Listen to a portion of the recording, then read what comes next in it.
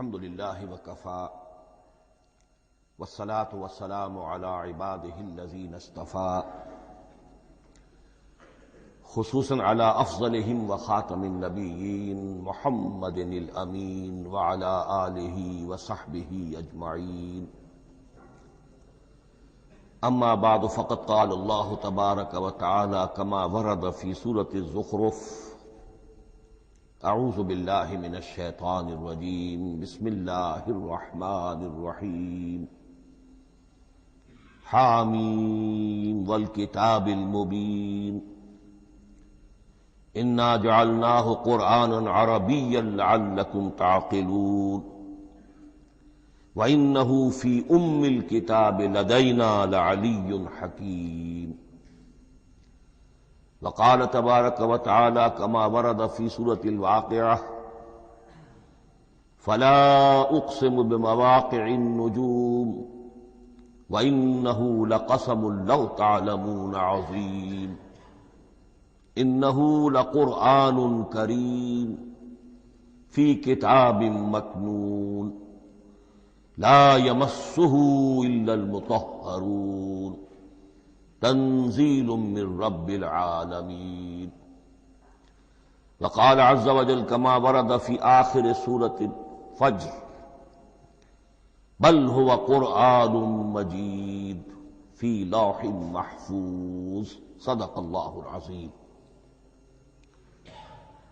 رب اشرح لي صدري ويسر لي امري واحلل عقدة من لساني يفقهوا قولي اللهم ربنا الهمنا رشدنا واعذنا من شرور انفسنا اللهم ارنا الحق حقا وارزقنا اتباعه وارنا الباطل باطلا وارزقنا اجتنابه اللهم ارحمنا بالقرآن العظيم واجعله لنا اماما ونورا وهدى ورحمة اللهم ذكرنا منه ما نسينا وعلمنا منه ما جهلنا وارزقنا تلاوته آناء الليل وآناء النهار واجعله لنا حجة يا رب العالمين آمين۔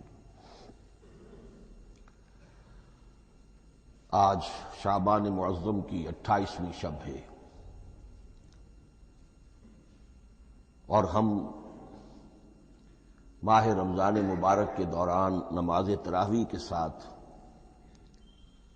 دورہ ترجمہ قرآن کی تمہید کے طور پر آج اور کل تعارف قرآن کے ضمن میں بعض چیزوں پر غور کریں گے تاکہ اثناء دورہ ترجمہ قرآن یہ چیزیں آپ کے ذہن میں ایک پس منظر کے طور پر موجود رہیں۔ رمضان مبارک میں نماز تراویح کے ساتھ دورہ ترجمہ قرآن کا جو سلسلہ ہم نے شروع کیا اب اسے 15 برس سے زائد ہو چکے ہیں۔ الحمدللہ کہ اس کا چرچا اب وسیع و عریض پیمانے پر ہو چکا ہے، نہ صرف اندرون ملک بیرون ملک بھی۔ اس دوران میں خود میں نے جہاں تک مجھے یاد پڑتا ہے کم سے کم 6 مرتبہ دورہ ترجمہ قرآن کی تکمیل کی سعادت حاصل کی ہے۔ 2 مرتبہ اس سے قبل کراچی میں، 3 مرتبہ لاہور میں، 1 مرتبہ ملتان میں، 1 مرتبہ ابوظہبی میں۔ اور اس سال جو میں اپنی اب ضعیفی اور اپنے علالت کے باوجود یہ ہمت کر رہا ہوں اس کا ایک خاص سبب ہے، اور وہ یہ کہ اللہ کے فضل و کرم سے بعض صورتیں ایسی پیدا ہوئیں کہ کیبل ٹی وی پر میرے ان دروس قرآن یا دورہ ترجمہ قرآن کے کیسٹ دکھائے گئے بھارت میں، اور وہیں سے یہ درخواست بھی موصول ہوئی کہ ہم چاہتے ہیں کہ اسے سیٹلائٹ پر ٹیلی کاسٹ کرائیں، لیکن اس کے لیے اس کی جو ریکارڈنگ ہے اس کا معیار بہتر ہونا چاہیے۔ تو اس ضرورت کو پورا کرنے کے لیے میں یہ ہمت کر رہا ہوں، اگرچہ اب جو بھی عمر کی سطح ہے ومن نعمرہ ننکسہ فی الخلق، میری یادداشت بھی اتنی شارپ نہیں رہی ہے جتنے پہلی تھی، استحضار جو کراس ریفرنسز کا ہے وہ بھی اب اتنا نہیں ہے جتنا کہ پہلے تھا، اور کبھی کبھی میری زبان لڑکھڑاتی بھی ہے۔ ان تمام معذوریوں کے باوجود اس ایک اہم ضرورت کے تحت میں نے یہ ارادہ کیا۔ میں خود بھی اللہ سے دعا کرتا ہوں، آپ بھی اللہ سے دعا فرمائیں کہ اس ارادے کی تکمیل ہو جائے اور اس سلسلے کو اللہ تعالیٰ اپنے کلام پاک کے پیغام اور علم اور حکمت کی ایک بڑے پیمانے پر پورے عالم انسانیت میں پھیلانے کا ذریعہ بنا دے۔ تعارف قرآن کے ضمن میں سب سے پہلی بات جو سمجھنے کی ہے وہ یہ کہ قرآن مجید کے بارے میں ہمارا اجمالی عقیدہ کیا ہے۔ یہ 3 جملوں پر مشتمل ہو سکتا ہے۔ ہمارے نزدیک قرآن اللہ کا کلام ہے جو محمد الرسول اللہ صلی اللہ علیہ وسلم پر نازل ہوا، اور تیسرے یہ کہ یہ مکمل محفوظ شکل میں موجود ہے بن و عن، اس میں نہ کوئی تحریف ہوئی ہے نہ کوئی تبدیلی ہوئی ہے۔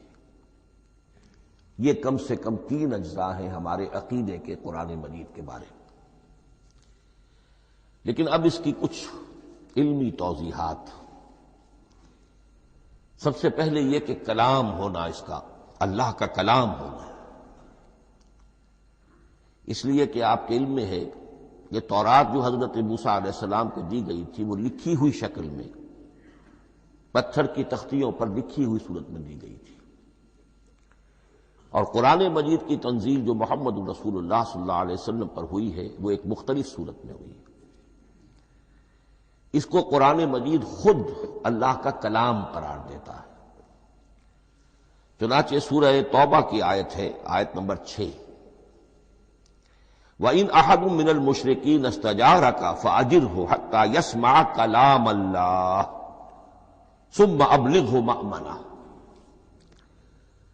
جب ہجرت کے 9ویں سال آخری وارننگ دی گئی تھی مشرکین عرب کو کہ اب صرف تمہیں چند مہینے کی مہلت دی جا رہی ہے، اس دوران میں آخری فیصلہ کر لو اسلام قبول کرنا ہے یا نہیں،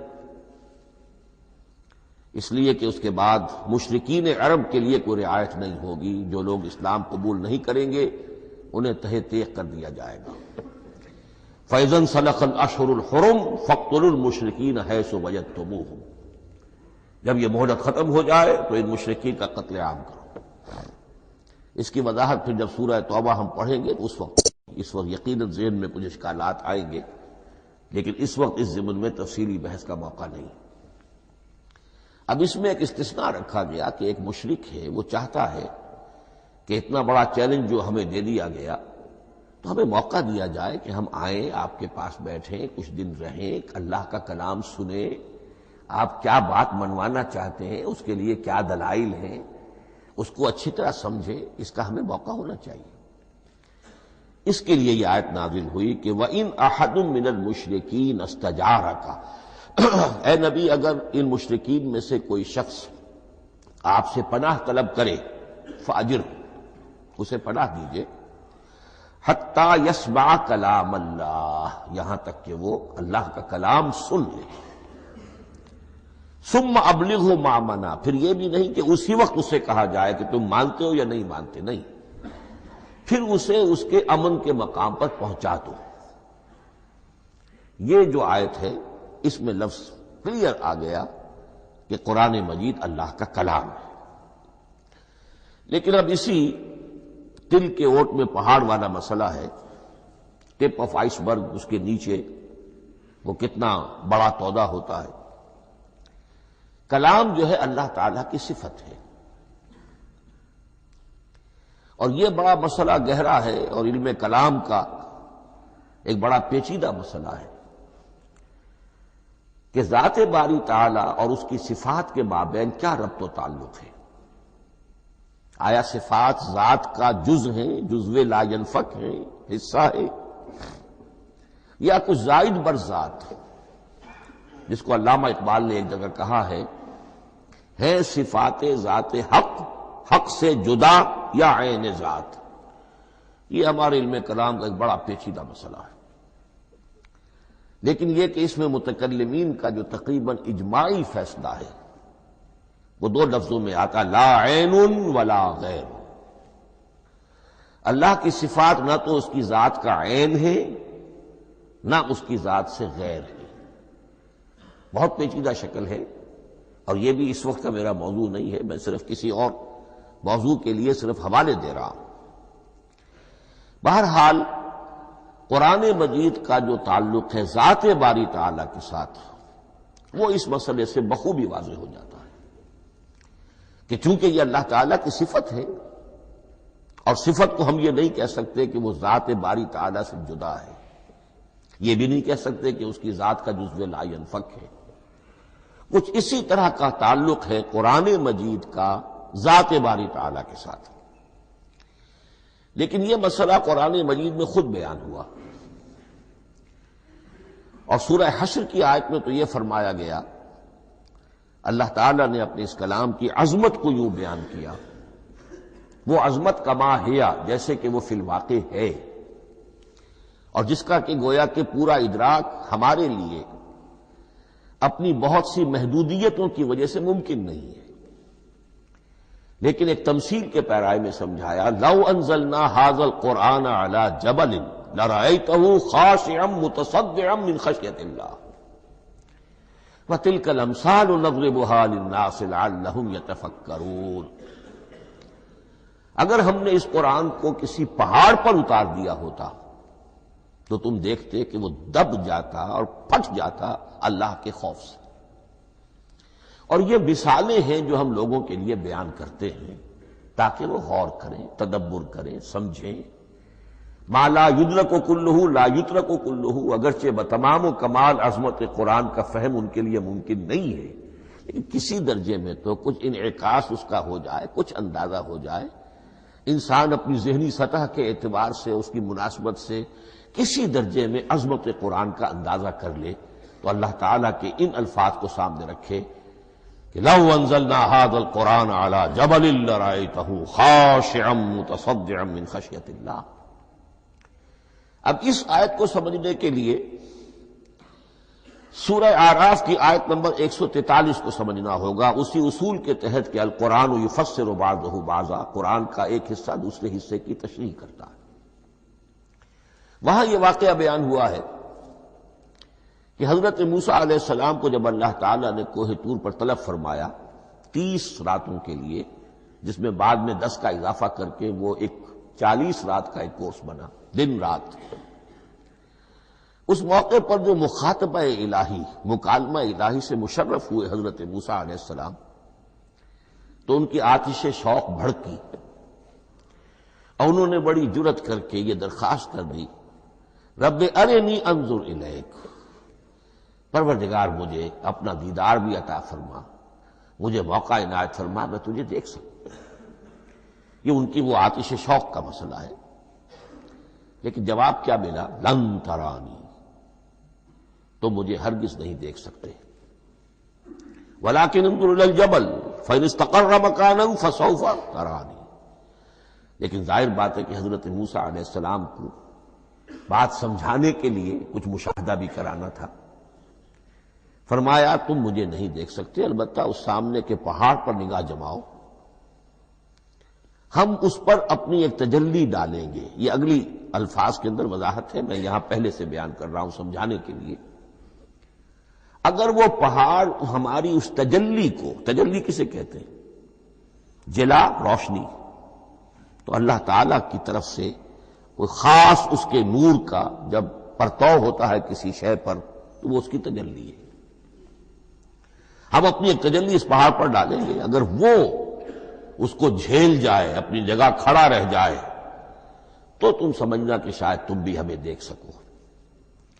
فلما تجلی ربہ للجبل، اب یہاں وہ لفظ آ گیا، جب اللہ نے تجلی اپنی پہاڑ پر ڈالی، جعلہ دکا وخر موسیٰ صعقا، وہ پہاڑ ریزہ ریزہ ہو گیا اور حضرت موسیٰ بے ہوش ہو کر گر گئے. اب یہ بے ہوش ہو کر گر جانا، جبکہ وہ تجلی براہ راست بھی نہیں ہے، بالواسطہ ہے. مشاہدہ جو کر رہے حضرت موسیٰ وہ بالواسطہ ہے، تجلی پہاڑ پر ہے. لیکن یہ کہ اس کا بھی بالواسطہ اس کا جو ہوا ہے، اس کی جو تاثیر ہوئی حضرت موسیٰ علیہ السلام پر کہ وہ اس کی تاب نہ لا سکے اور بے ہوش ہو کر گر گئے۔ یہاں سے یہ بات سمجھ میں آتی ہے کہ یہ تجلی ذات باری تعالی تھی جس نے کوہ طور کو جلا کر بھسم کر دیا یا ٹکڑے ٹکڑے کر دیا، ریزہ ریزہ کر دیا۔ اب ذات الہی کے ساتھ جو تعلق ہے کلام الہی کا، اور یہ صفت جو لا عین ولا غیر کے درجے میں ہے ذات کے ساتھ، تو وہی تاثیر اس کلام الہی کی بھی ہے۔ لو انزلنا هذا القرآن على جبل لرأيته خاشعا متصدعا من خشية الله وتلك الامثال نضربها للناس لعلهم يتفكرون۔ اس حقیقت کو اس دور میں میں اپنے مطالعے کی محدودیت کا اعتراف کرتے ہوئے عرض کر رہا ہوں کہ میرے نزدیک جس قدر پرشکوہ انداز میں علامہ اقبال نے بیان کیا ہے اسی کیفیت کو وہ شاید اس کی کوئی مثال نہ مل سکے۔ فاش گویم آنچ در دل مزمرست، یہ کتابیں نیست چیزیں دیگر است۔ میں صاف ہی کہہ دیتا ہوں جو میرے دل میں چھپی ہوئی بات ہے۔ فاش گویم آنچ در دل مزمرست، یہ کتابیں نیست، اس قرآن کو کتاب نہ سمجھنا، یہ کچھ اور شے ہے، چیزیں دیگر است۔ اب وہ چیزیں دیگر کیا ہے؟ وہی جو میں نے عرض کیا، ذات باری تعالی اور کلام کا صفت باری تعالی ہونا، اس کے بنا پر جو مناسبت ہے، جو قرب ہے، جو مشابہت ہے۔ مثل حق پنہاؤ ہم پیداستو، زندہ و پائندہ و گویاستو۔ اس کلام میں اللہ تعالی کی ساری صفات کا انعکاس موجود ہے۔ یہ بات ویسے بھی سمجھ میں آتی ہے، کوئی شخص ذرا گفتگو کرے، چند جملے جب وہ ادا کرے گا اپنی زبان سے تو معلوم ہو جائے گا کہ اس کے فہم کا، اس کی دانش کا، اس کے مطالعے کا حدود اربع کیا ہے اور اس کے ذہن کی سطح کیا، سمجھ میں آ جائے گی بات۔ اس لیے کہ کلام جو ہے وہ متکلم کی پوری شخصیت کی عکاسی کر رہا ہوتا۔ تانت بازی راگ پایا، چند جملے کسی نے کہا، پتہ چل گیا کہ یہ کس سطح کے آدمی ہیں، علمی اعتبار سے، معلوماتی اعتبار سے، تہذیبی اعتبار سے، کلچرڈ ہیں یا نہیں ہیں۔ یہ ساری باتیں چند جملوں میں واضح ہو جائیں گی۔ تو اللہ تعالیٰ کی بھی جملہ صفات کا عکس اس قرآن میں موجود ہے۔ ان میں سے جن چند چیزوں کا ذکر علامہ نے شعر میں کیا، وہ جو سورہ حدید کی آیت ہے، هو الاول والآخر والظاہر والباطن، اللہ الظاہر بھی ہے الباطن بھی ہے، اتنا ظاہر کہ اس سے زیادہ ظاہر کوئی شے نہیں اور اتنا باطن کہ اس سے زیادہ چھپی ہوئی کوئی شے نہیں۔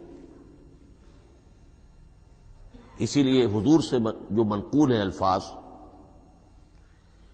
کہ پروردگار انت الظاہر فلیس فوقک شیء وانت الباطن فلیس دونک شیء، یہی کیفیت قرآن کی ہے۔ مثل حق پنہاں ہم پیداستو، پنہاں بھی ہے ظاہر بھی ہے، جیسے ذات باری تعالی اور جیسے اللہ تعالیٰ کی شان ہے جو آیت الکرسی کے شروع میں آئی، الحی القیوم۔ مثل حق پنہاؤ ہم پیداستو، زندہ ہو پائندہ ہو گویاستو۔ یہ قرآن جو ہے اللہ تعالیٰ کی صفات کا ایک عکس اپنے اندر رکھتا ہے۔ اس سے ذرا آگے چلیے، کلام کے بارے میں۔ اب کلام الہی ظاہر بات ہے کہ صفت ہے اور صفت قدیم ہے، اللہ کی صفات حادث نہیں ہے، اللہ کی ذات بھی قدیم ہمیشہ سے ہے اور اس کی صفات بھی قدیم ہمیشہ سے۔ اور یہ جو کلام الہی ہے، ظاہر بات ہے کہ یہ جو ہماری زبان کے حروف و اصوات ہیں، کلام الہی تو ان سے منزہ ہے، مبرہ ہے، ماورا ہے، اعلیٰ ہے، عرفہ ہے۔ ہماری زبانوں کے حروف و اصوات، الفابیٹس جگہ جگہ تبدیل ہو جائیں گے، انگریزی کے کچھ اور ہیں، اردو کے کچھ اور ہیں، عربی کے کچھ اور ہیں۔ کلام الہی ان تمام سے آگاہ، عرفہ، منزہ اور مبرہ ہے۔ یہ کلام الہی جب بھی نازل ہوا ہے، ظاہر بات ہے حضرت موسیٰ پر اگر کتاب اتاری گئی وہ بھی علم الہی سے آئی، لیکن وہ عبرانی زبان میں آئی۔ حضرت عیسیٰ علیہ السلام پر انجیل اتاری گئی، ہم یقین سے نہیں کہہ سکتے، دو میں سے کسی ایک زبان میں اتاری گئی ہوگی، یا عبرانی ہوگی، اس لیے کہ شام کے جس علاقے میں، فلسطین کے جس علاقے میں ان کی پیدائش ہوئی اور جہاں وہ دعوت و تبلیغ کے لیے گھومتے رہے، اس کے عوام کی زبان تھی آرامی اور خواص کی زبان تھی عبرانی، ہیبریو۔ تو یا تو وہ بھی تورات کی طرح عبرانی ہی میں نازل ہوئی تھی یا آرامی میں ہوگی، لیکن اب کوئی نسخہ نہ ہیبریو کا، کوئی قدیم نسخہ دنیا میں موجود ہے، نہ آرامی کا۔ جو سب سے پرانا نسخہ ملتا ہے انجیل کا وہ اس کا ترجمہ ہے، لیٹن زبان کا ترجمہ ہے یا گریک ترجمہ ہے، اصل کوئی نہیں۔ بہرحال جب وہ کلام الہی محمد الرسول اللہ پر نازل ہوا، اب اس نے حروف و اصوات کا وہ جامہ پہنا کہ جو عربی زبان کے ہیں۔ یہی وجہ دیکھیے، میں نے جو آیت سورہ حامیم، یہ جو سلسلہ سور ہے اس میں سے سورہ زخرف کی آیت جو میں نے آپ کو سنائی، حامیم والکتاب المبین انا جعلناہ قرآنا عربیا لعلکم تعقلون، ہم نے بنا دیا ہے اپنے اس کلام کو قرآن عربی، اس کو عربی حروف و اصوات کا جامہ ہم نے پہنا دیا ہے، انا جعلناہ قرآنا عربیا لعلکم تعقلون، کہ چونکہ مخاطب اول جو قوم تھی امیین، ان کی زبان عربی تھی، لعلکم تعقلون، تاکہ تم اس کو سمجھ سکو۔ اب اس سے آگے چلیے، اصل قرآن مجید کے 3 مقامات سے معلوم ہوتا ہے، اصل قرآن اللہ کے پاس ہے۔ یہ قرآن جو ہمارے پاس ہے، مصحف عثمان رضی اللہ تعالی عنہ، یہ اس قرآن کی مصدقہ نقل ہے۔ اصل قرآن کہاں ہے؟ ایک جگہ فرمایا بل ہوا قرآن مجید فی لوح محفوظ، لوح محفوظ میں ہے، اصل قرآن وہاں ہے۔ اسی طریقے سے اسی سورہ زخرف کی اگلی آیت کیا ہے؟ ہم نے اسے عربی قرآن بنا کر اتارا، لیکن اصل قرآن کیا ہے؟ وَإِنَّهُ فِي أُمِّ الْكِتَابِ لَدَيْنَا لَعَلِيٌّ حَكِيمٌ، حقیقت میں تو یہ ام الکتاب میں ہے جو ہمارے پاس ہے، اور علی ہے، بہت بلند، حکیم، بڑی حکمت والا، یا محکم مضبوط۔ حکیم کے دونوں معنی ہیں۔ استحکام بھی اسی ہے کاف اور میم کے مادے سے بنا ہے، کسی شے کا پختہ ہو جانا، مضبوط ہو جانا، اور عقل کی پختگی وہ حکمت ہے، وہ دانائی ہے۔ اس اعتبار سے نوٹ کیجئے، اصل قرآن کہاں ہے؟ لوح محفوظ میں۔ اصل قرآن کہاں ہے؟ ام الکتاب میں۔ اسی کو کہا گیا ہے ایک اور مقام پر، فی صحف مکرمۃ مرفوعۃ مطہرۃ بأیدی سفرۃ کرام بررہ۔ یہ قرآن، اصل قرآن تو بڑے صحیفوں میں، ان صحیفوں میں ہے، ان صفحات میں ہے، ان اوراق میں ہے، جس کی شان کیا ہے؟ مکرمۃ، ان کی انتہائی تعظیم کی جاتی ہے، مطہرۃ، نہایت پاک صحیفے، فی صحف مکرمۃ، مرفوعۃ، بلند و بالا، مطہرۃ، بِأَيْدِي سَفَرَةٍ کِرَامٍ بَرَرَةٍ، ان فرشتوں کے ہاتھ میں جو بہت باعزت، بہت اونچے درجے کے، ان کے ہاتھوں میں ہے۔ وہ لوگ ہیں کہ جن کی تحویل میں ہے یہ کلام پاک، فی صحف مکرمۃ مرفوعۃ مطہرۃ بِأَيْدِي سَفَرَةٍ کِرَامٍ بَرَرَةٍ۔ اب اسی کو بیان کیا ہے سورہ واقعہ میں، فلا اقسم بمواقع النجوم، تو نہیں، میں قسم کھاتا ہوں ستاروں کے ڈوبنے کی جگہ کی۔ وَإِنَّهُ لَوْ تَعْلَمُونَ لَقَسَمٌ عَظِيمٌ وَإِنَّهُ لَقَسَمٌ لَوْ تَعْلَمُونَ عَظِيمٌ، اور اگر تم جان سکتے تو یہ بہت بڑی قسم ہے جو ہم نے کھائی ہے، بہت بڑی گواہی ہے جو ہم نے پیش کی ہے۔ اب تدریجاً اس کا انکشاف ہو رہا ہے۔ یہ آج جو تصور ہے بلیک ہولز کا، اس سے کچھ اندازہ ہوتا ہے یہ ستارے کہاں ڈوب جاتے ہیں، بڑے بڑے ستارے نسیم منسیہ ہو جاتے ہیں، ستارے نہیں پوری گیلیکسیز اس میں گم ہو جاتے ہیں، وہ مقبرے ہیں بڑی بڑی گیلیکسیز کے۔ فلا اقسم بمواقع النجوم وانه لقسم لو تعلمون عظیم انه لقرآن کریم، یہ قرآن ہے بہت باعزت، فی کتاب مکنون، اور یہ اس کتاب میں جو چھپی ہوئی ہے۔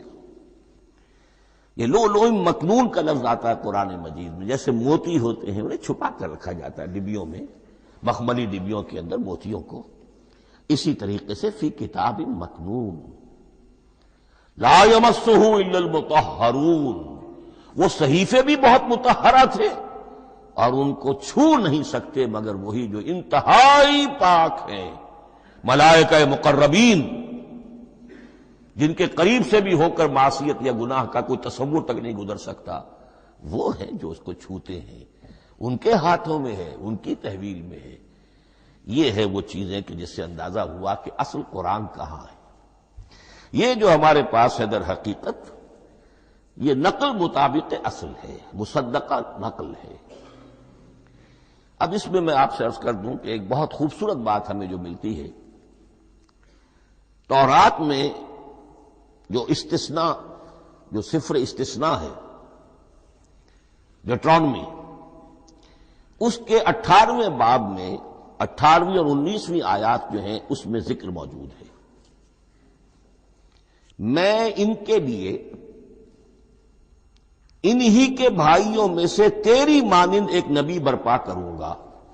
اللہ تعالیٰ کلام فرما رہے ہیں یہاں حضرت موسیٰ علیہ السلام سے، آج بھی موجود ہے اولڈ ٹیسٹمنٹ ڈیوٹرانومی یا کتاب استثناء، صفر استثناء، اس کا 18واں باب، اس کی 18ویں اور 19ویں آیات جب چاہیں جا کر دیکھ لیں۔ میں ان کے لیے ان کے بھائیوں ہی میں سے تیری مانند ایک رسول اٹھاؤں گا، میں ان کے لیے انہی کے بھائیوں میں سے تیری مانند ایک نبی برپا کروں گا اور اپنا کلام اس کے منہ میں ڈالوں گا، اور جو کچھ میں اس سے کہوں گا وہی وہ ان سے کہے گا۔ یہ ہے جو پیشین گوئی ہے محمد الرسول اللہ صلی اللہ علیہ وسلم کی، اور یہاں وہ فرق واضح کر دیا گیا، اے موسیٰ تم سے تو یا تو ہم نے کلام کیا ہے یا تمہیں جو کتاب دی ہے وہ لکھی ہوئی دی ہے، لیکن جو نبی تیری ہی مانند میں برپا کروں گا۔ اب اس میں بھی نوٹ کرنے کی بات ہے کہ حضرت موسیٰ کے مشابہ نبی اکرم صلی اللہ علیہ وسلم کے سوا کوئی نبی نہیں۔ صاحب کتاب وہ بھی تھے، صاحب کتاب محمد بھی ہے، صاحب امت وہ بھی تھے، اور صاحب امت محمد رسول اللہ ہے، تیری مانند صاحب شریعت۔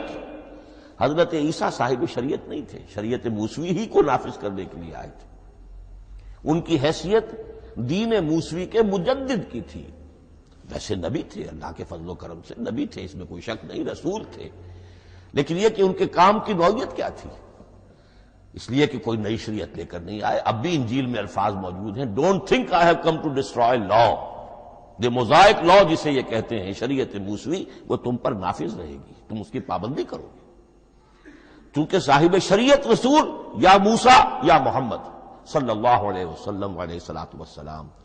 تو میں ان کے بھائیوں میں سے، اب بھائی کون ہوں گے؟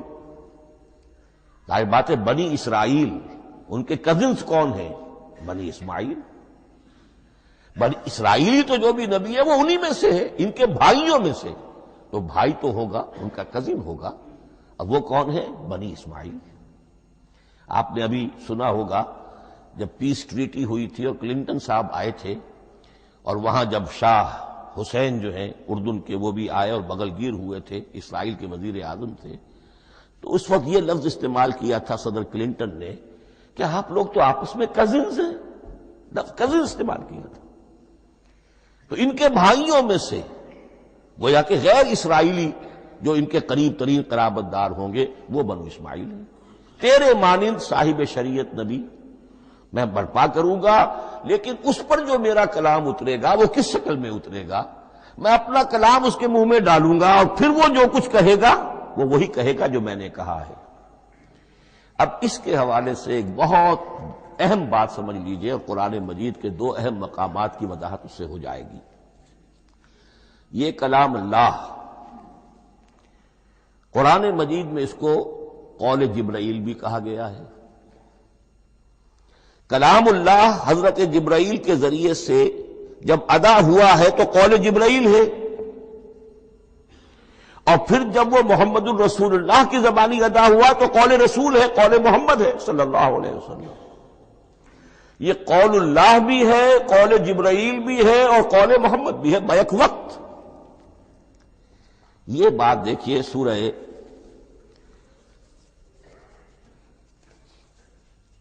اذا السماء انفجرت، اس میں یہ سورت جو الفاظ آئے ہیں انہ لقول رسول کریم، سورت تکویر اذا الشمس کورت، انہ لقول رسول کریم ذی قوت عند ذی العرش مکین مطاع ثم امین وما صاحبکم بمجنون.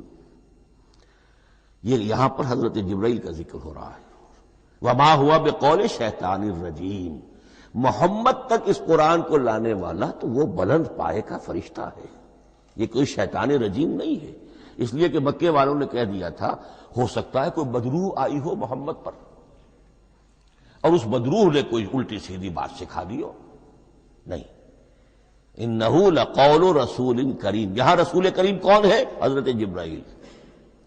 انہ لقول رسول کریم ذی قوت عند ذی العرش مکین، بڑی قوت والا اور جس کا بڑا اونچا مقام اور مرتبہ ہے عرش والے کے قریب. ذی قوت عند ذی العرش مکین مطاع ثم امین، وہ فرشتوں کے مطاع ہیں، فرشتے ان کی اطاعت کرتے ہیں، فرشتوں کے سردار ہیں، اور پھر ساتھ ہی پورے امین ہیں. جبرائیل امین یہ ہم لفظ استعمال کرتے ہیں. اور اس کے بعد آگے جا کے فرمایا وما ہوا بقول شیطان الرجیم، یہ کسی شیطان رجیم کا قول نہیں ہے.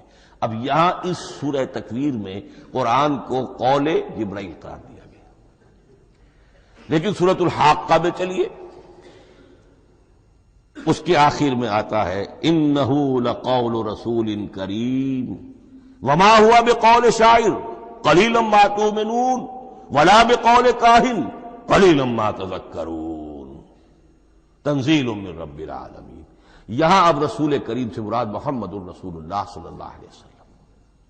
یہ کسی شاعر کا قول نہیں ہے، کسی کاہن کا قول نہیں ہے، یعنی جس کے زبانی یہ قرآن لوگوں کے سامنے آ رہا ہے. جبرائیل کا قول ہو کر تو محمد پر نازل ہوا صلی اللہ علیہ وسلم، لیکن اب لوگوں کے سامنے وہ قول محمد بن کر آ رہا. انہ لقول رسول کریم وما ہوا بقول شاعر قلیلا ما تؤمنون ولا بقول کاہن قلیلا ما تذکرون تنزیل من رب العالمین. تو قرآن مجید کلام اللہ ہے، پھر وہ قول جبرائیل بنا جب جبرائیل نے آ کر محمد کو سنایا، اور پھر وہ قول محمد بنا جب محمد کی زبان مبارک سے لوگوں نے اسے سنا، اہل عرب نے سنا، اور پھر وہ بات پھیلتی چلی گئی. اب آخری بحث اس موضوع پر جو ہے وہ یہ ہے، کلام الہی کی 3 صورتیں ہیں جو قرآن مجید میں سورہ شورى کی آیت نمبر 51 میں بیان ہوئی ہے. وما كان لبشر ان يكلمه اللہ،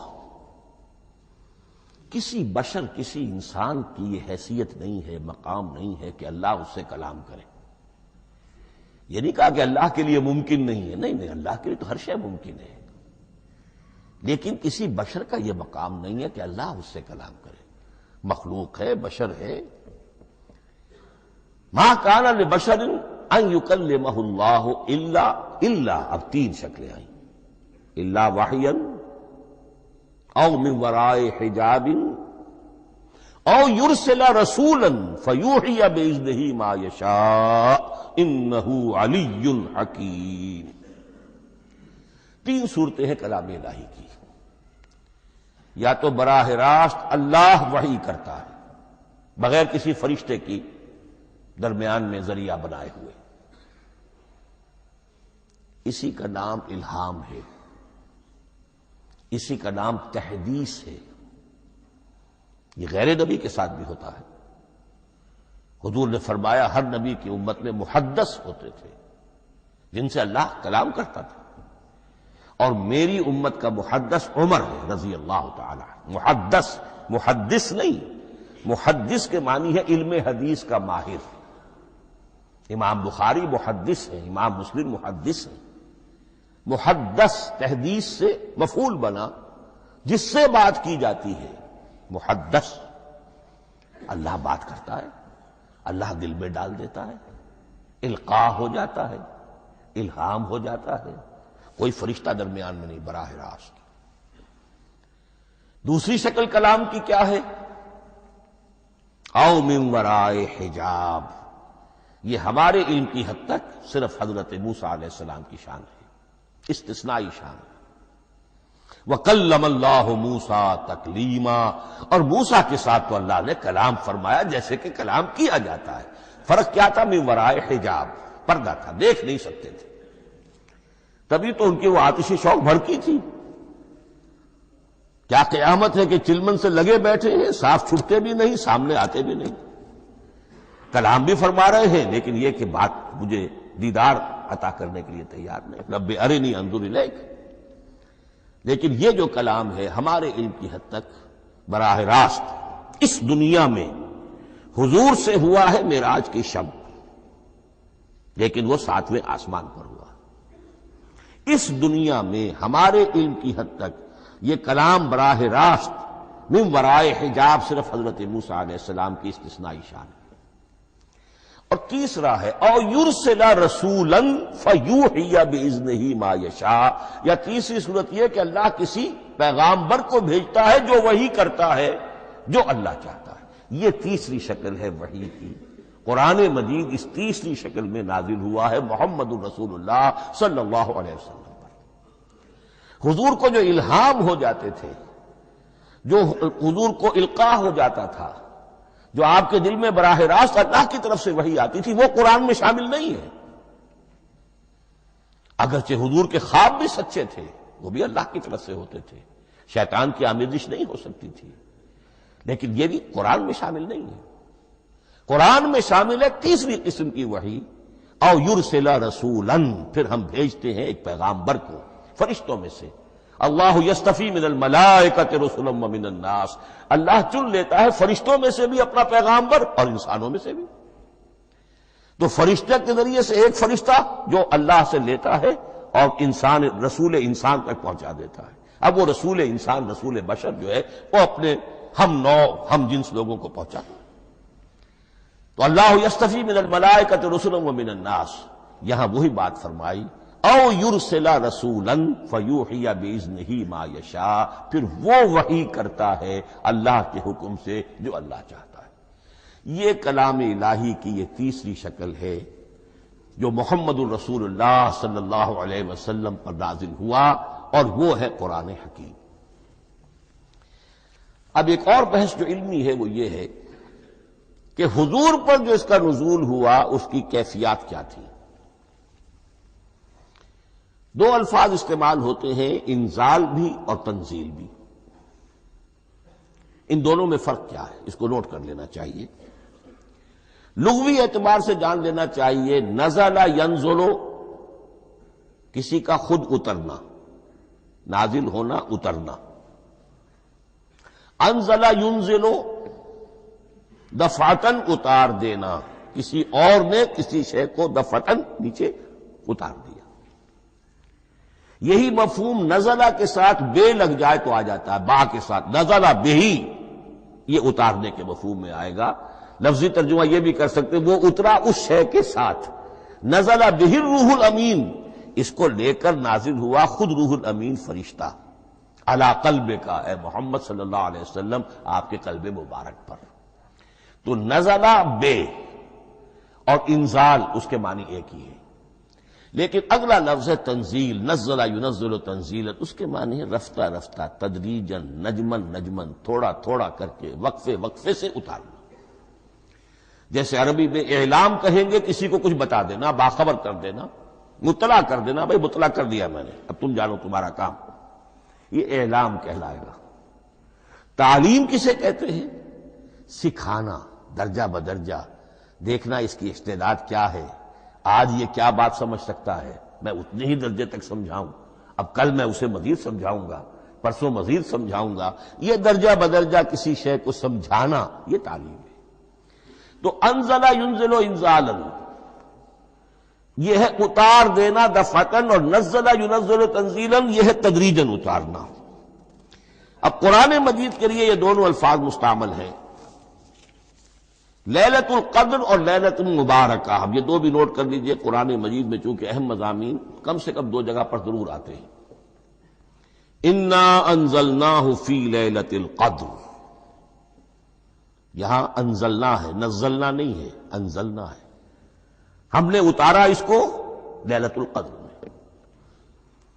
اور باقی صورت تو آپ کو یاد ہوگی، وما ادراک ما لیلۃ القدر، لیلۃ القدر خیر من الف شہر، تنزل الملائکۃ والروح فیہا باذن ربہم من کل امر، سلام ہی حتی مطلع الفجر۔ لیکن یہ اہم مضمون قرآن مجید میں دوسری جگہ بھی ہے، سورہ دخان کے شروع میں فرمایا حامیم والکتاب المبین انا انزلناہ فی لیلۃ مبارکۃ انا کنا منذرین فیہا یفرق کل امر حکیم امرا من عندنا انا کنا مرسلین رحمتا من ربک انہ هو السمیع العلیم۔ یہ لیلۃ المبارکہ ہے، ایک ہی ہے، لیلۃ القدر اور لیلۃ المبارکہ، ان دونوں کے لیے وہی انزلنا کا لفظ آیا۔ لیکن یہ کہ سابقہ کتابوں کے اعتبار سے قرآن مجید کا فرق واضح کیا گیا ہے، مثلا سورہ نساء کی آیت نمبر 136 بہت نمایاں ہے، بہت نمایاں۔ وہاں فرمایا گیا یا ایھا الذین آمنوا آمنوا باللہ ورسولہ والکتاب الذی نزل علی رسولہ والکتاب الذی انزل من قبل۔ اے ایمان کے دعوے دارو، حقیقتاً ایمان لاؤ، ایسے ایمان لاؤ جیسے ایمان لانے کا حق ہے، اللہ پر بھی اور اس کے رسول پر بھی، اور اس کتاب پر بھی جو اللہ نے اپنے رسول پر نازل فرمائی، اور اس کتاب پر بھی جو اللہ نے پہلے نازل فرمائی۔ لیکن نازل کے لیے یہاں آیا حضور کے لیے والکتاب الذی نزل علی رسولہ، تنزیل کی شکل میں، اور تورات کے لیے والکتاب الذی انزل من قبل، وہ تو دفعۃ واحدا لکھی ہوئی تختیوں کی شکل میں حضرت موسیٰ علیہ السلام کو دے دی گئی تھی۔ تو یا ایھا الذین آمنوا آمنوا باللہ ورسولہ والکتاب الذی نزل علی رسولہ والکتاب الذی انزل من قبل۔ یہ جو تنزیل ہوئی ہے حضور پر، یعنی لیلۃ القدر میں جو رمضان مبارک میں ہے، پورا قرآن لوح محفوظ سے، کتاب مکنون سے، ام الکتاب سے نقل کر کے اتار دیا گیا سمائے دنیا تک۔ پہلا آسمان جسے ہم کہتے ہیں سمائے دنیا، وہ آسمان جو قریب ترین ہے دنیا کے، وہاں سے اب یہ درجہ بدرجہ، تھوڑا تھوڑا، چند آیتیں، چند سورتیں، پھر آیتیں، پھر سورتیں، یہ نازل ہوا محمد الرسول اللہ صلی اللہ علیہ وسلم پر۔ گویا کہ پہلا مرحلہ انزال کا ہے، پورا قرآن لوح محفوظ یا کتاب مکنون یا ام الکتاب سے نقل کر کے اتار دیا گیا سمائے دنیا تک۔ یہ ہے انزل ینزل انزالا، انا انزلناہ فی لیلۃ القدر انا انزلناہ فی لیلۃ مبارکہ۔ لیکن محمد الرسول اللہ پر یہ نازل ہوا اب تھوڑا تھوڑا، نجمن نجمن، درجہ بدرجہ، تدریجن، یہ ہے تنزیل۔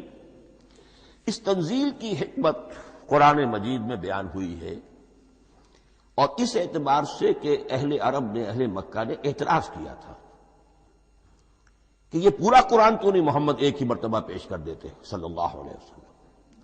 اس میں جو چیز مضمر تھی وہ یہ تھی کہ چونکہ یہ حقیقت میں اللہ کا کلام نہیں ہے، یہ محمد کا اپنا کلام ہے، تو کوئی شاعر دنیا میں ایسا نہیں ہے جو ایک دم اپنا پورا دیوان دے دے، وہ تو ساری عمر میں تھوڑا تھوڑا، آج غزل کہی، کل قصیدہ کہا، پرسوں کچھ اور کہا، پھر وہ جمع ہوتا ہے تو وہ دیوان بنتا ہے۔ اسی طریقے سے تو یہ کر رہے ہیں۔ اگر یہ اللہ کا کلام ہوتا تو بیک وقت آ جاتا۔ یہ تو ذرا محنت کرتے ہیں، کچھ اس کے اندر اس کو اپنی محنت سے کوشش کر کے کچھ موضوع کرتے ہیں، کلمات، الفاظ، اور اس طریقے سے رفتہ رفتہ لے کر آ رہے ہیں۔ اس لیے ان کا اعتراض نقل ہوا ہے یہ وقال الذین کفروا لولا نزل علیہ القرآن جملۃ واحدۃ، انہوں نے کیوں نہیں اترا یہ قرآن پورا کا پورا ایک ہی بار؟ یہ اعتراض تھا۔ اس اعتراض کے جو جوابات دیے گئے ہیں وہ نوٹ کیجئے کہ لوگوں کے حق میں یہ مفید ہے، یہ پورے قرآن کا تحمل ایک وقت میں کر نہیں سکتے۔ یہ پورا قرآن تو ایک ہی مرتبہ اگر پہاڑ پر بھی اتار دیا جاتا تو وہ پھٹ جاتا، دب جاتا۔ وَقُرْآنًا فَرَقْنَاهُ لِتَقْرَأَهُ عَلَى النَّاسِ عَلَى مُكْثٍ وَنَزَّلْنَاهُ تَنزِيلًا، سورہ بنی اسرائیل آیت 106۔ یہ وہ قرآن ہے جس نے ہم نے جس کو ٹکڑے ٹکڑے کر کے، فرق نہ ہو، فرق توڑ دینا، تھوڑا تھوڑا کر کے ہم نے کر دیا، لِتَقْرَأَهُ عَلَى النَّاسِ عَلَى مُكْثٍ، تاکہ آپ اسے پڑھ کر سنائے لوگوں کو وقفے وقفے سے، تاکہ وہ سہار سکیں، سنبھال سکیں، برداشت کر سکیں۔ وَنَزَّلْنَاهُ تَنزِيلًا، اسی وجہ سے ہم نے اسے نازل کیا ہے بطرز تنزیل، بطرز انزال نہیں، بطرز تنزیل۔ وَقُرْآنًا فَرَقْنَاهُ لِتَقْرَأَهُ عَلَى النَّاسِ عَلَى مُكْثٍ وَنَزَّلْنَاهُ تَنزِيلًا۔ ایک حکمت تو ہو گئی عوام کے لیے، ایک حکمت خود رسول کے لیے صلی اللہ علیہ وسلم۔ كَذَلِكَ لِنُثَبِّتَ بِهِ فُؤَادَكَ وَرَتَّلْنَاهُ تَرْتِيلًا۔ اب ذرا نوٹ کیجئے، قلب محمدی کے لیے بھی اس پورے کلام کا ایک دم سہار آسان کام نہیں تھا۔ یہ اس لیے، یہ اسی سورہ الفرقان کی جو آیت کا میں نے ایک حصہ آپ کو سنا دیا تھا، اسی کے اندر اس کا جواب آیا ہے، اسی آیت میں، آیت نمبر 32 ہے یہ سورہ فرقان کی۔ وقال الذین کفروا لولا نزل علیہ القرآن جملۃ واحدۃ، یہ اعتراض ہے۔ جواب کیا ہے؟ کذالک لنثبت بہ فؤادک، ہم نے یہ اس لیے کیا ہے نبی کہ اس کے ذریعے سے آپ کے دل کو ٹھہراؤ اور جماؤ عطا کرے، یہ ایک دم اس کا اتر جانا۔ انا سنلقی علیک قولا ثقیلا، بڑا بھاری بوجھ ہے، ناقابل برداشت ہے، تاکہ رفتہ رفتہ آپ کا دل، اس کے اندر تقویت بڑھتی چلی جائے، اس کے اندر اور اس کا تحمل جو ہے اس کی صلاحیت بڑھتی چلی جائے۔ کذالک لنثبت بہ فؤادک ورتلناہ ترتیلا، اسی لیے ہم نے تھوڑا تھوڑا کر کے نازل کیا ہے۔ ولا یاتونک بمثل الا جئناک بالحق واحسن تفسیرا، ساتھ ہی فرمایا کہ یہ لوگ جو بھی اعتراض کریں گے ہم اس کا جواب بھی اور بہترین تعویل بھی آپ کو دے دیں گے۔ اب اگلی بحث یہ ہے، یہ قرآن کب اور کہاں نازل ہوا؟ یہ عام معلوماتی شے ہے، اس میں کوئی پیچیدگی نہیں ہے، لیکن اس کی اہمیت ہے، بہت ضروری ہے۔ وہ میں انشاءاللہ اگلی بحث میں جبکہ قرآن کے سمجھنے کے جو اصول ہیں ان کو بیان کروں گا تو وضاحت سے بات آئے گی۔ یہ کہ یہ عام معلوماتی ایک ہمارے ذہن میں خاکہ رہنا چاہیے، زمان و مکان کا کیا رشتہ ہے قرآن کے ساتھ۔ قرآن نازل کب ہوا؟ ہمارا چونکہ عام طور پر جو معمول ہے، ہم تو جو کرسچن ایرا ہے اس کے حوالے سے ہمارے ذہن کے اندر سارا حساب کتاب ہے، تو سن 610 عیسوی سے لے کر 632 عیسوی تک شمسی حساب سے 22 سالوں میں قرآن نازل ہوا ہے۔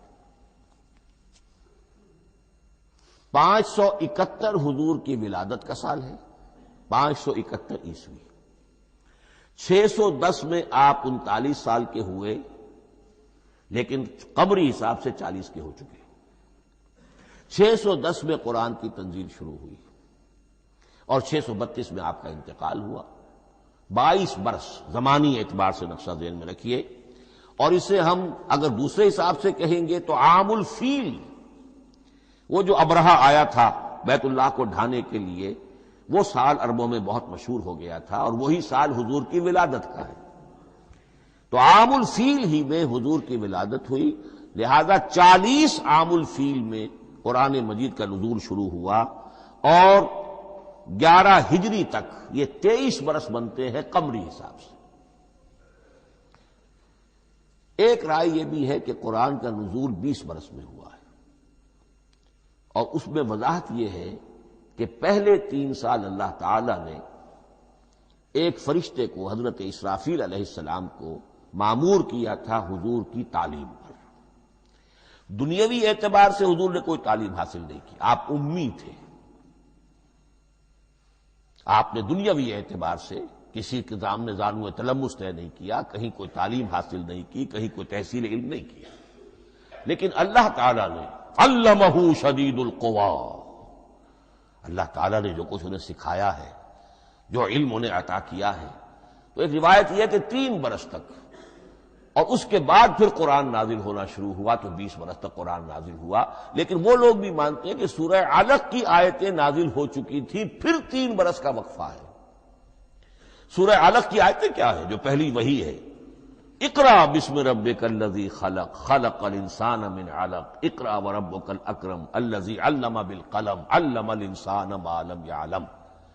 گویا کہ بسم اللہ ہو رہی ہے محمد الرسول اللہ صلی اللہ علیہ وسلم کی تعلیم کی، اور جن گھرانوں میں یہ رواج ابھی تک چل رہا ہو، بسم اللہ بچوں کی کراتے ہیں، ایک تقریب کی شکل میں منعقد کرتے ہیں، ہمارے ہاں یہ رواج تھا، اب ہم چھوڑ چکے ہیں، کہ جو تقریب بھی حضور کی اور صحابہ کی زندگیوں سے ثابت نہ ہو، ہمیں کوشش کرنی چاہیے کہ ان تقریبات کا سلسلہ منقطع کریں۔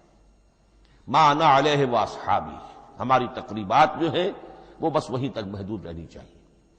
بہرحال وہ جو ایک چلتی ہے روایت، 4 سال 4 مہینے 4 دن کا بچہ یا بچی ہو تو بسم اللہ یہی آیتیں پڑھی جاتی ہیں، پڑھ تو نہیں سکتا، انگلی رکھ کر پڑھانے والا کوئی عالم دین بیٹھ جاتا ہے سامنے، وہ نہا دھو کر بچہ یا بچی بیٹھی ہوئی ہے، اور اس کو اقرأ بسم ربک الذی خلق خلق الانسان من علق اقرأ وربک الاکرم الذی علم بالقلم علم الانسان ما لم یعلم۔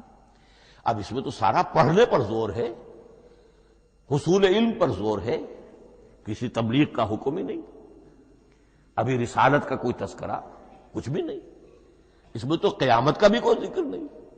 اب اس کے بعد روایت یہ ہے کہ 3 برس تک پھر حضرت اسرافیل دن رات حضور کے ساتھ رہے ہیں اور آپ کی تعلیم ہوئی ہے، اور پھر 3 برس کے بعد پھر وحی کا سلسلہ شروع ہوا ہے، واللہ عالم۔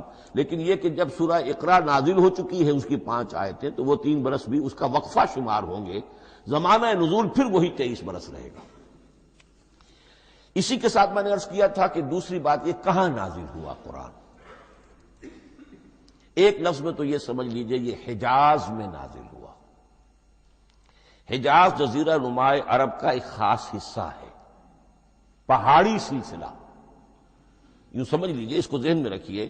جزیرہ نماء عرب جو ہے وہ شمال سے جنوب کی طرف چوڑا ہوتا جاتا ہے، شمال میں شام اور عراق کی طرف جاتا ہے تو وہ تنگ ہے، پھر نیچے چوڑا ہو رہا ہے۔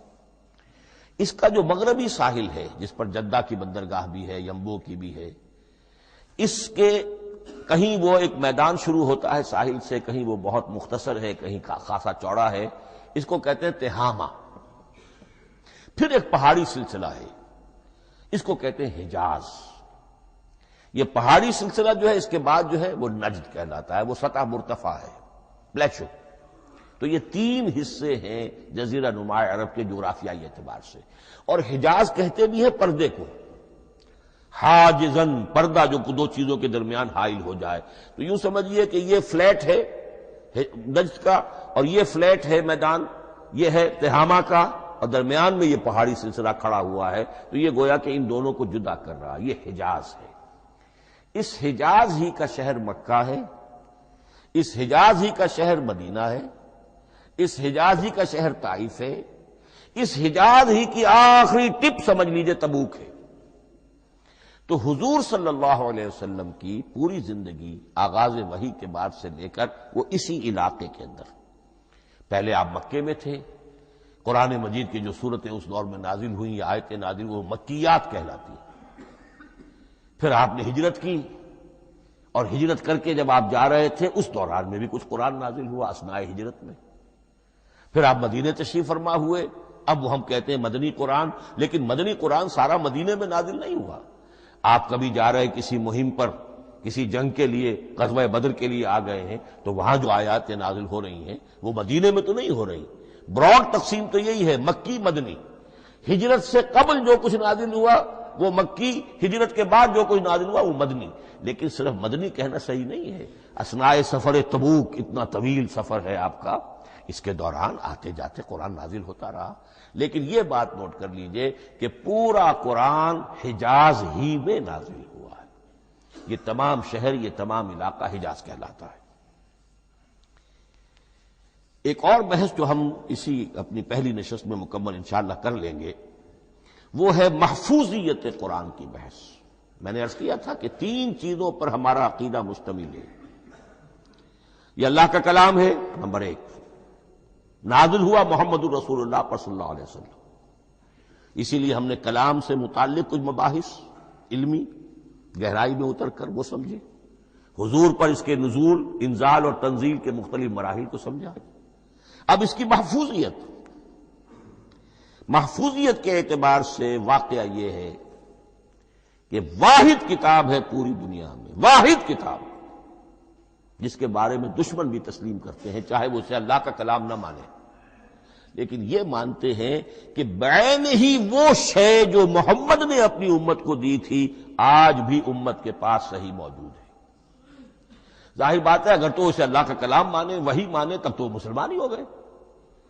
وہ تو یہی کہتے ہیں کہ بہرحال محمد نے چاہے خود لکھا، تصنیف کیا، جو بھی کچھ کیا اس کو چھوڑ دیجئے، لیکن جو شے محمد نے اپنی امت کو دی تھی صلی اللہ علیہ وسلم بعین ہی وہ شے موجود ہے. تو یہ محفوظیت قرآن کی جو ہے، جبکہ کوئی اور دنیا کی کتاب اس کی مدعی ہی نہیں. تورات والوں کا سرے سے یہ دعویٰ ہی نہیں ہے. وہ تورات تو گم ہو گئی تھی نبوکدنضر کے حملے کے وقت، اس کے بعد سے دنیا میں تورات کا وجود نہیں ہے. اور پھر 100 برس کے بعد اپنی یادداشتوں سے مرتب کی ہے یہ تورات جو آج ہمارے سامنے ہے. انجیل کا جیسا کہ میں عرض کر چکا ہوں، کوئی نسخہ جو ہے نہ عبرانی کا موجود ہے نہ آرامی زبان کا ہے. دنیا کی کوئی کتاب نہیں جو دعویٰ کر سکتی ہو. یہ قرآن جو شروع ہوتا ہے ذالک الکتاب لا ریب فیہ، یہ دعویٰ دنیا کی کسی اور کتاب نے خود کیا بھی نہیں.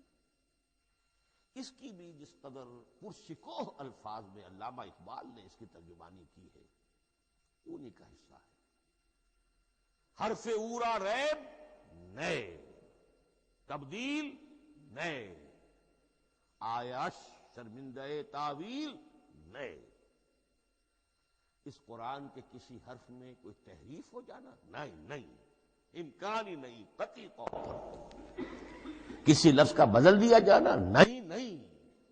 حرف اورا ریب نئے، تبدیل نئے، اس میں کسی کا شک پر مبنی ہونا نہیں. آیش شرمندہ تعویل نئے. اس کی آیت کوئی بھی ایسی نہیں جسے تروڑا مروڑا جا سکے. یہ اپنی حفاظت خود کرتی ہے. لا یاتیہ الباطل من بین یدیہ ولا من خلفہ، حامیم السجدہ کی آیت نمبر 42. اس پر باطل حملہ آور ہو ہی نہیں سکتا. انا نحن نزلنا الذکر وانا لہ لحافظون، ہم ہی نے یہ الذکر نازل کیا ہے اور ہم ہی اس کی حفاظت کرنے والے ہیں. جہاں تک پہلے ٹکڑے کا تعلق ہے اس آیت مبارکہ کا، اس میں تو تورات بھی آئے گی. تورات کس نے نازل کی؟ اللہ نے نازل کی. انجیل کس نے نازل کی؟ اللہ نے نازل کی.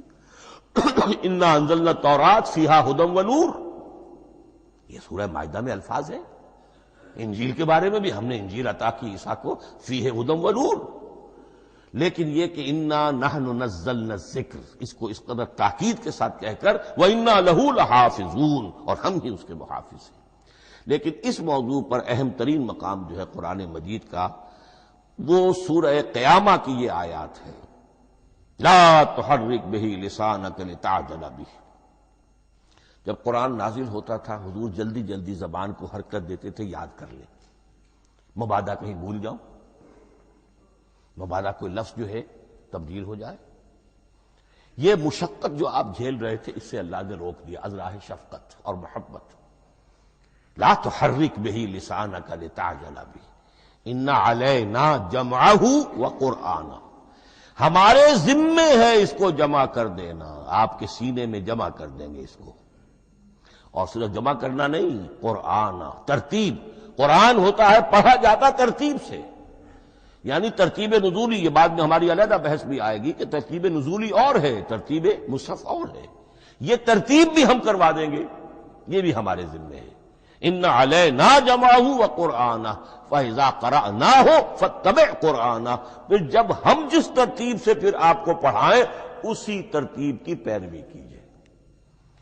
یہ جو ہے کہ قرآن کا جمع اور تدوین، یہ بھی اللہ تعالیٰ نے اس کی ضمانت لی، اور اس کی ترتیب بھی اللہ تعالیٰ ہی کی ضمانت سے ہے۔